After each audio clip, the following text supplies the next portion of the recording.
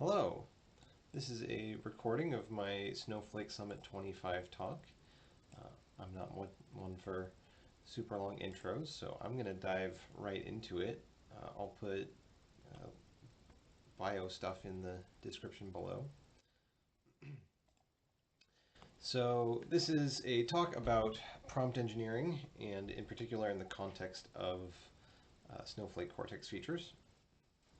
So we're going to start with an intro level look at generative AI under the hood from the perspective of prompt engineering. And we're going to then keep these prompt fundamentals in mind as we walk through some of the Snowflake Cortex features to see how prompts define and distinguish these different features. And really, I want to convey that while there's a lot of tools and companies out there right now touting the magic of AI and showing off how mystical they are, I want to bring things down to the real world a little bit and show that they are really, these cool AI features are really logical extensions of generative AI, and that a lot of the magic that makes them work is engineering. And to help convey that, I'm going to go through the different features and then walk through a couple of different short demos on Document AI and Cortex Analyst. So let's dive into it. So to start, what is prompt engineering? For this talk, I want to set up an internally consistent terminology. The language around prompts can be a little ambiguous, a little fuzzy. There's gray areas. So at least for the purpose of this talk, I want to have a consistent language. And these are generally consistent terms in the industry, but like I said, there is some fuzziness to them. But to start with, a prompt is the stuff that you throw at a generative AI such that it can produce output text that it thinks should statistically come next, one word at a time. That's how generative AIs work. And the prompt is just anything that you throw at it. Now, the first thing that many people think of as a prompt is the text box that you get when you open up ChatGPT or any AI. You see a text box, often it will even call that a prompt.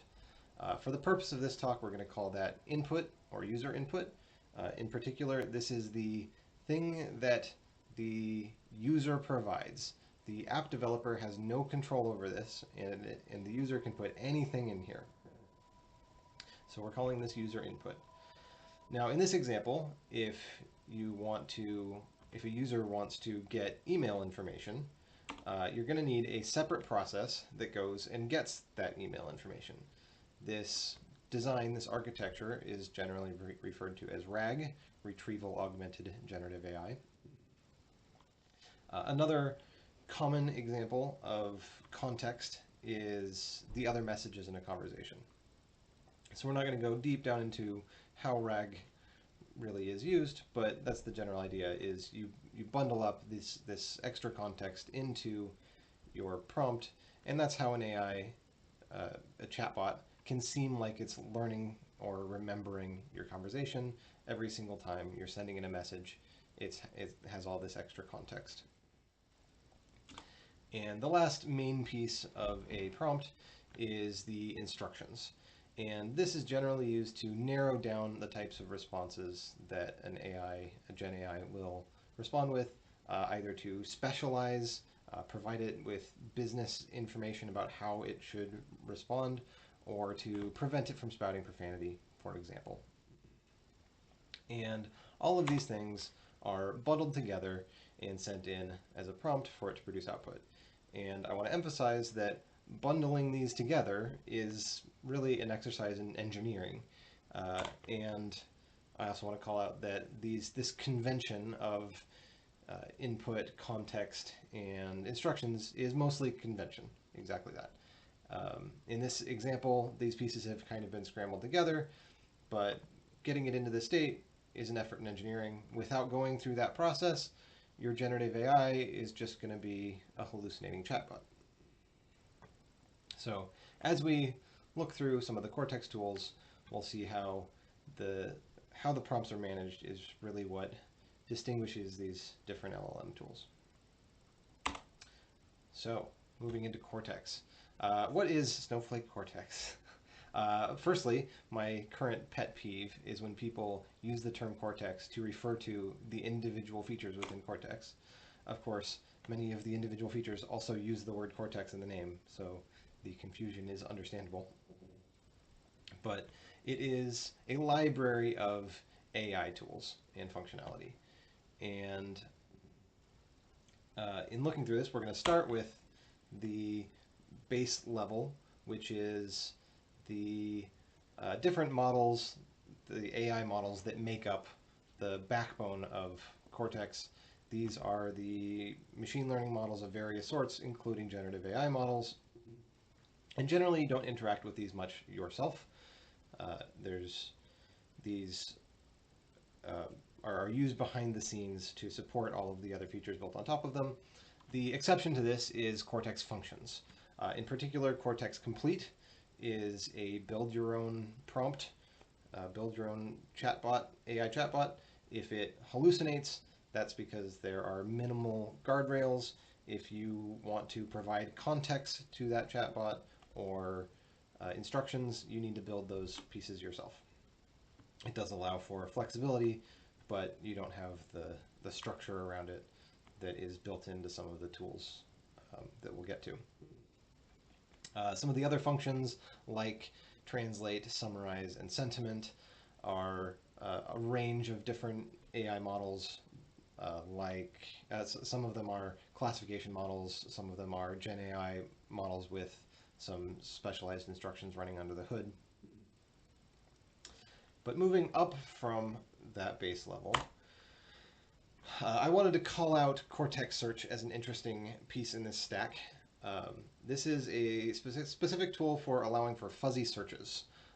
It can distinguish, or it can recognize the similarity between two different values that are different casing or different semantic way of representing the same thing.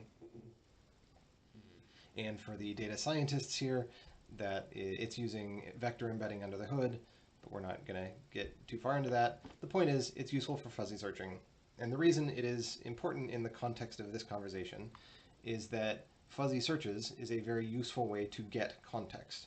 If you have a table full of email information, you can query that fuzzy search to go and get emails that are relevant to what your user is asking for.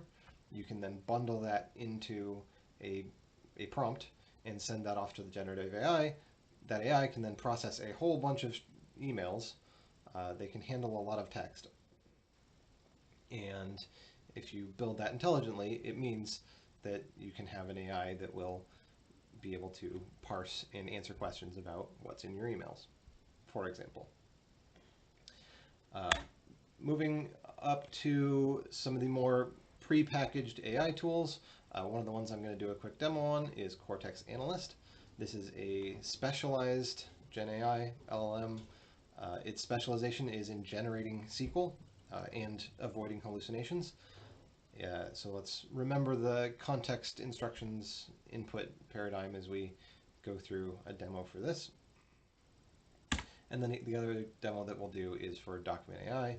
This is actually built a little bit further up from the foundation. It's closer to a pre-packaged tool for processing unstructured data, images, PDFs, text, into structured data, a table or a JSON blob, technically semi-structured. This does use LLMs, but we'll see how that prompt management is kind of abstracted away in a slightly different way. So, moving to a demo, which is going to go perfectly the first time so that I don't have to do a bunch of video editing. Here we have in my Snowflake environment, in the AI tools here, we have Studio, and I'm going to hop into the Cortex Analyst Studio, and I'm going to build a new Cortex model from scratch. I'm going to use the semantic model, and I'm going to create new. So I say completely from scratch. I did curate some tables in advance, so the data has been kind of set up for this, but let's use a name that hasn't been used before. 5. 5 is a good number. Oh, I need a warehouse. Sure. Great. So as I said, I have prepared some tables in advance. I'm going to grab this. This is a combination of marketplace data and public data that I got from a government site. I've curated it a little bit in advance just for this demo. No AI process is going to fully take away needing to understand and have good data. Garbage in, garbage out will always apply. So I'm going to take off a couple columns here that I know I'm not going to use for the demo. You don't want to just necessarily throw everything in there, because we're going to see that this gets turned into the context that the AI is going to use. And while it can handle a lot of data, if you give it a more narrow focus for exactly what you need, it's going to perform a little bit better and cheaper. So I'm going to create this model, and I'm going to do a couple quick pieces of housekeeping, because for some reason it loves to put zip code into facts instead of dimensions. I think it sees a number column and tries to make it a fact. And then I'm going to add a quick relationship here. Zip code mapping. And I've done this a few times.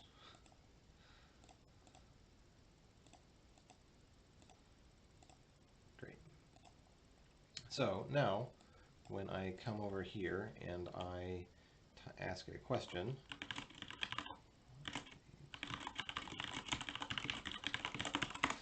what states have the most charging stations? What this is going to do under the hood is it's going to take this user input. Again, once this gets deployed, once I send this out to my users, they're going to be able to type anything they want in here, even though it says the word prompt here. This is user input. Now it takes that and then it bundles that together with this big file of information about my tables that I've given it. It's a combination of just basic metadata as well as sample values, descriptions, synonyms. It does a first pass with an AI to build a nice version of this. It's good to go through and verify that these all are valid. But it sends all of this in, including that relationship that we created, and it uses that to create a query. And this query seems pretty reasonable. I'm going to tweak this question slightly and ask it, what counties have the most charging stations? And I'm using this as an example because I'm expecting it to make a slight mistake. Perfect. So on the surface level, this seems like a pretty reasonable query. However, I know that counties are not unique across states. There are some counties that have the same name in multiple states. So I know that this query needs to have a state in the group right here. So I'm going to go into this query editor, and it's already structured this nicely for me such that all I need to do is add state here and state here and give it a quick name, charging stations by county. Great. So now what happens is that gets added into this this context file. It's called a YAML document. And every time now when I send in a new query, a new user input, it's going to get bundled up with this context, and it now has a good example of a query that uses county. So even if I change up the type of query, the prompt that I use here, the input that I put here,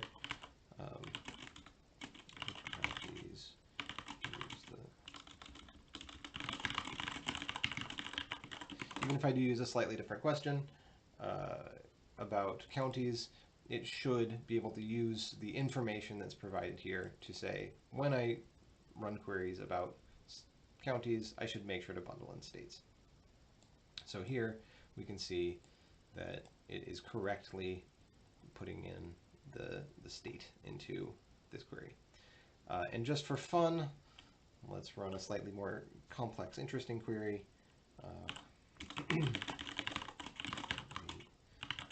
Highest ratio of EV registrations. I can spell. No, I can't. That's fine. It's a Gen AI. To charging stations. So this is a little bit more complex of a query, but we'll see that it can handle that pretty well and produce useful results. And it even tells you exactly how it interpreted the question. And we can see that New York needs more charging stations. And getting it into the query that it ran, it structured it pretty nicely to make it readable and runs a perfectly good query. You'll notice that it actually does use the verified query, so it is pulling some information out of the query that I put in here, even though this doesn't exactly have the same structure. It's pretty good at using the existing information from this editor, be it from descriptions, extra instructions, or all these different extra pieces that you can add to it to produce generally good queries. It does still require an engineer to come in and do some validation and help make sure that you're getting results that make sense for your business. Okay. Moving to Document AI. Over here on this AI section, we have another tab called Document AI, specific for this tool. And this is a tool that I had it already open, but turns documents into structured AI, structured data. And I had already created this project just because it takes a minute to spin up. When you come in here, you'll just see a blank project, and the first thing you can do is come into the documents and upload documents. You'll see it gives you a place to drag and drop some documents. This is where you can put in some sample files, and the ones that I have here happen to be public tariff documents from New York. And when you come over here and type in, you have the opportunity to interrogate this document with questions. I'm going to, for example, put in statement type here. This is just a name for the column. This doesn't matter. And say, what is the statement type of this document? And it should say EAC without much trouble. There we go. Now, you might think of this as user input, since it's a thing that you can type into. But what I want to remember in this setting is that user input is the thing that the user provides. It's the thing you don't have control over when you're building the app. And in this case, that's the document. The document is the user input. A user can put in any document they want into this pipeline, and these are the questions that will interrogate that document. So, and in a case where you have a service account that is automatically sending documents into this, this is actually going to be more like context, and you don't have user input in that case. This is where those lines get a little bit fuzzy, but the takeaway here is that when you're building a document AI project, it's really helpful to think of these as instructions. This is what will happen, what will the generative AI do when it receives a new user input. It is going to run it through this list of instructions. And the reason that's really helpful to think about is if I have a simple question like this, what's the tier 5 heating credit for this document, you can see that it goes and finds 3. And that's kind of reasonable if you think of it looking for the thing that comes after tier 4, but it is naively expecting to find an answer and doing its best to return a value. But if you remember that this is a space for instructions, you can provide more detail in here. Every time a document comes into here, it's going to run through the same instructions. The user isn't going to have a chance to tweak these. So you can provide much more detail and put effort into, in this case, putting quotes around it. And I'm going to expand this. and throwing in the if it exists and this business information that I'm aware of, that some files only have 4 tiers. Return a blank if there is no tier 5. So with this extra clarifying instructions, every time a document comes in, that gives it enough information that the statistically most likely answer is it's aware that no answer is a reasonable answer, and it's able to correctly identify that no answer is correct. Of course, you can always come in here and correct the value that it provides, tell it what's correct, and you can use that for training. That goes into the rest of building a full document AI pipeline, which you can get into the documentation for how that works. But I'll do a quick comparison of this second file that I have that does actually have a tier 5, and you can see that both of these are perfectly capable of finding that. So it's usually worth putting a little extra thought into what these instructions are going to be before you get to the training phase, because that just makes it that much more powerful. And once you do fill those in, you can then come to here and hit train when you provide those corrections, and that allows it to give you, proper accuracy numbers and things like that. So that's what I had to show off in my demo here. Thank you for listening through, if you have. Wrapping back around to kind of the point of the talk, I hope I've given enough of a framework to help for thinking about how some of these tools work, and that while generative AI is a really cool tool and it's the backbone of a lot of these features, a lot of the magic that is happening behind the scenes is actually engineering. The thing that makes it a useful application still requires engineers, which is one of the reasons why I'm not too worried about losing my job for a while. So thank you for listening. And if you want to find me on LinkedIn or at a Boston user group meetup, I'd love to chat. Thank you.